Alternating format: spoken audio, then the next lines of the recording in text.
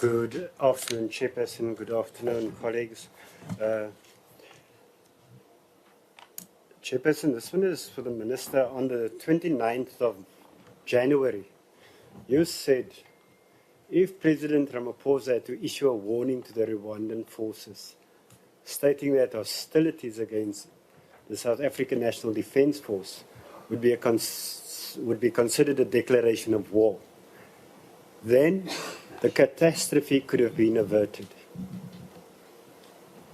Are you saying that the President neglected his duty by not sending that warning to the Rwandan President and their forces? Then also, General, we deploy our young men and women, our soldiers, into Africa to go and do peacekeeping. And, so besides giving them guns, we have some very sophisticated weapons. There's the Oryx transport helicopter, can hold up to 19 people. Get them out of danger situations very quickly. Did we have that? Then there's the Roy Falk attack helicopter. And obviously, we know there's no peacekeeping mission. They're fighting M23 rebels. They're at war there. There's no peacekeeping there. People are attacking them, killing them. And we've got at least 8 out of the 46 Roy Falk attack helicopters that still work, General. And then there's some very sophisticated drone equipment, the Seeker 400, designed to perform tactical reconnaissance and surveillance in threat situations. We're sending people to war. Do we provide the air cover, the equipment, so that they can fight that war? Then there's also the Cheetah C-RAM. It's a counter-rocket artillery and mortar C-RAM system. Detects and destroys incoming threats. Had we sent these things, this equipment, we could very well have saved the lives of our young men there. But we didn't. We sent them there to die. We fed them to the wolves because we didn't give them what they need to go and do the job. There's no peacekeeping there. There's a war there. M23, don't ask, are you at war with us? You're a threat to them. So why didn't we send these things? Why didn't we send this equipment, this sophisticated equipment that we spend millions of rands, billions of rands? We give them now billions of rands to develop stuff, but we don't use it. We sell it. That guy's sleeping over there, next to you, General. Just Please wrap up, Honourable Member. He's in defense, he's sleeping. Thank you very much, Chairperson. He was sleeping. Thank you. You see why our people get killed there? You sleep. Your speaking time is over. Please proceed. Thank you, Chairperson.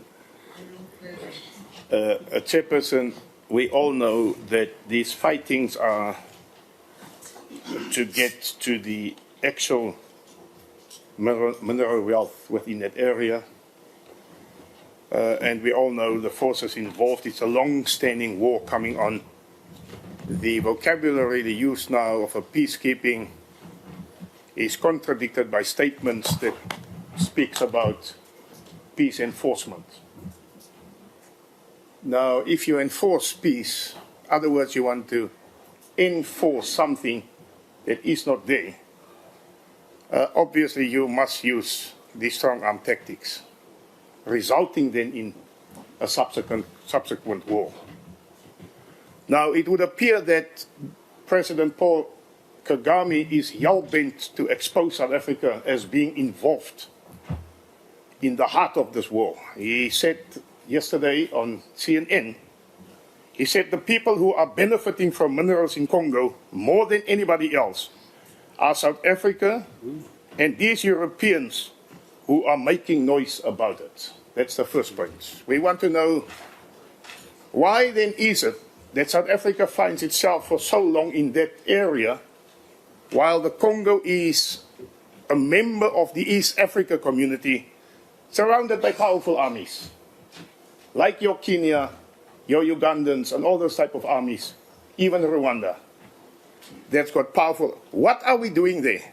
What are we protecting? Are we using our boys, our soldiers, to protect the business interests of powerful, prominent South Africans?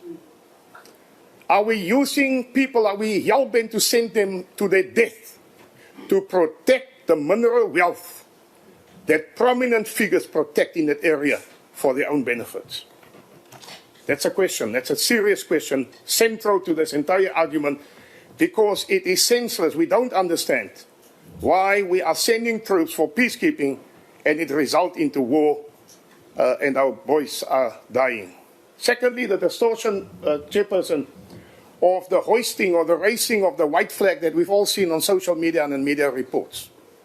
We all know, we are not fools. We know if you hoist a white flag, you do surrender. Yes, you do surrender. It's in a war. You cannot raise a white flag just to say, oh, we are here. Or come fetch your weapons here, as has been said. It is a token of surrender. It brings us to the point that we ask, are our soldiers effectively and efficiently armed for the type of combat that they are involved? Then the answer is no. If the answer is yes, 14 of our guys would not have died. The answer is yes, they are not adequately armed, trained, and equipped. And this is why they have died at the hands of those guys, of those gangsters, and those that are hell-bent to get us out there. Last question, Chairperson. Is the fact that I want to know why is it that South Africa must always play a big brother in the entire Africa? Yes, we are a powerful nation, we have a powerful economy, and we have powerful interests all over here. But why is it that we must always play big brother if there are capable and competent armies all over? We, Chairperson, in closing, speak on behalf of the nation and we say we are disappointed, disgusted in what has happened there. We express our condolences, our sympathies towards the families of the bereaved. We trust that God, through His Holy Spirit, will comfort the bereaved and their children. But we demand here this afternoon that we say an in-depth investigation must happen, and we must get to the bottom of this. And if people are not capable to lead military missions or even political missions, then heads must roll. It is inevitable that the political office overseeing this, they cannot account. We've seen here now this afternoon, the reports coming out. They cannot account. We will demand that heads must roll. Thank you very much. Thank you. Thank you, Chair. Chair, just as an aside, not all white people look the same and think the same. It happened to have been Mr. Chris Hutton, my colleague here, who asked you that the chair should not speak for 20 minutes. But I did happen to agree with that because we as members should have the right to have enough time to speak. But in seriousness, Chair, I'm holding here in my hands a file which contains the reports, the legacy reports, since 2015 of what had been told to the Chief of the South African National Defence Force, also the current Chief's predecessor, and the various ministers, that the SANDF is not in a position to carry out an offensive mandate in any country in Africa, that the SANDF is collapsing. Now, it's taken a year for the Chief of the South African National Defence Force, General Mponya, to come to our committee. We've asked many times, he never dignified us with his presence. it had to take 14 of our SANDF soldiers to die for him to come here. We told the Minister of Defence and Military Veterans, the SANDF is collapsing. We cannot carry out an offensive mission in the DRC. Here are my 3 questions. Why are you Minister? And why is the President lying to us about the nature of the operation that we have in the DRC? It is not a peacekeeping mission. It is an offensive mission, and it is defined as such by the SADC. Therefore, you knew that our soldiers were going to be shot at, and you knew that you're sending our young men into the DRC to die in the killing fields of the DRC. You did not have the ammunition, you did not have the supplies, you do not have the money to have sent them, but you sent them to die for the mineral wealth that is being looked after, the mines that are being looked after, that belongs to Cyril Ramaphosa, his family, and his friends. On all sides, we have a defense of the mineral wealth rather than for the people of the DRC. That is my first question. My second question, Minister, and the Chief of the South African National Defence Force. When are you going to bring our soldiers back? Are you bringing them back now? And explain to us how you are going to bring them back. And my third question, why do you disrespect us? And why do you disrespect the South African nation with this pitiful little report that contains hardly any information, that doesn't address the issues that needed to be addressed here this afternoon? Stop disrespecting us. And lastly, when are you Minister? Are you pointing your finger? No, I'm just pointing to the Minister. Okay, let me leave my hands down. When are you Minister? You get threatened easily, Minister. When are you Minister? And when are you Chief of the South African National Defence Force resigning? You should resign today. And when are the rest of your generals who were playing golf at Copperleaf while our soldiers were dying, when are they going to resign? Those are my questions. I expect answers. There's a Thank point you. of order. There's a point of order. Point of order, yes. What is the point? Chair, One earns respect. we cannot One doesn't allow a demand member respect, Minister. To what? Your Honorable, behavior pointing doesn't someone. earn respect. No. Chair, don't allow this. honorable members, Because we're able to point others also. we started the meeting by agreeing that the issue we are here to discuss is non-partisan. Secondly, we agreed that we are going to conduct ourselves in a manner that behoves a country that has lost 14 soldiers. I suggest that we continue to do that in honor of our men who died in the DRC. And so I suggest that we conduct ourselves in that fashion, that the President, this meeting is a meeting on behalf of Parliament. The protocols of respect that Parliament confers on each member still apply here. And so the President must still remain the President, Mr. Ramaphosa, or Honorable President or Honorable Ramaphosa, so that we don't raise tempers unnecessarily. It then doesn't assist us to get the answers that we are looking for. Honorable Hattie. Thank you, Honourable Chair. If let's get this out of the way. The only person in this meeting who initially referred to the fact that this is a peacekeeping mission is the minister.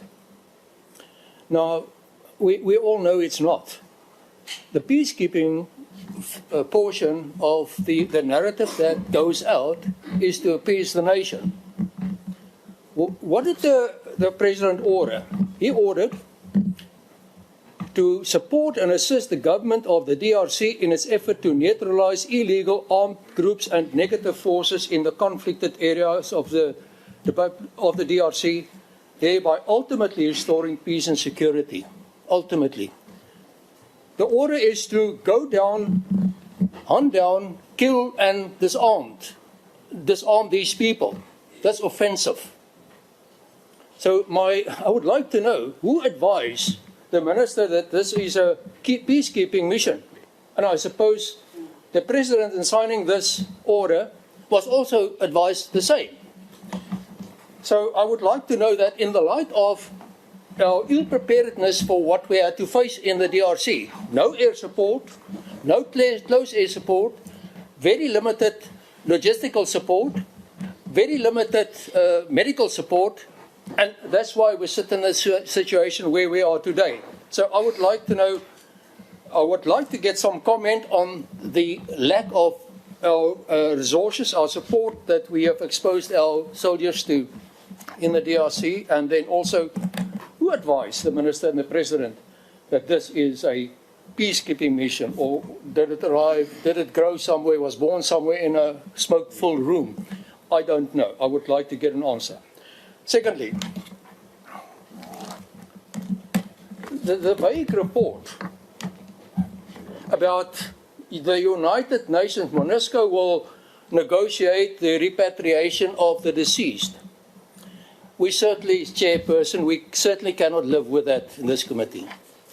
We are surrounded by M23. We are in an area controlled by the M23. We are limited to our bases. We cannot go out there with arms. We are, in fact, hostages in an area. We cannot get to our soldiers. We cannot resupply them. We cannot get in there with any air support, nothing. We rely on M23, and we have to thank them for water and food. And for them, and we have to thank them for not retaliate for us killing so many of them, our brave soldiers. So I want to know, what is the plan? We can't ask the Secretary General of the United Nations to come explain to us how will our deceased will be repatriated, what will happen to our wounded, what will happen with our personnel. We're surrounded.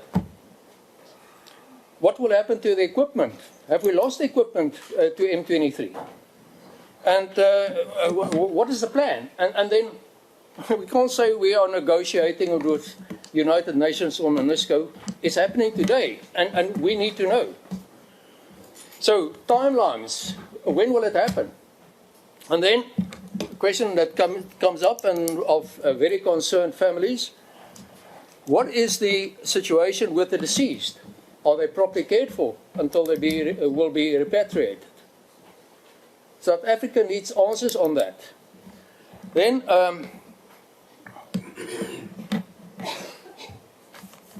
the root, let's address perhaps in this session also the root problem. And I don't believe that the minister was informed or the president was informed. What is the root cause of our problem?